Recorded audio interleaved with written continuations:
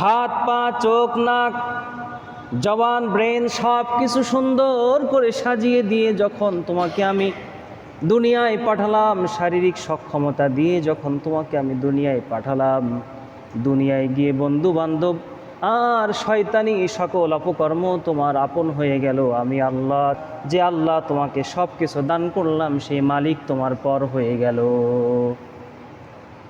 আমাকে একটু বলো, যৌবনকাল কোন পথে অতিবাহিত করেছ? 3 নাম্বার প্রশ্ন হলো, দুনিয়ার জীবনে দুনিয়ার এলেম জ্ঞান অর্জন করার জন্য তো অনেক পরিশ্রম করেছো, কিন্তু দিনের এলেম দিনের জ্ঞান, কোরআন হাদিস ইসলামের পথে চলার জন্য যেই জ্ঞান তোমার প্রয়োজন, সেই জ্ঞান তুমি কতটুকু অর্জন করেছো, এলেম কতটুকু অর্জন করেছো? মুসলমান লেখাপড়া করে, কোরআনটা সূরা ফাতিহাটা সহি করে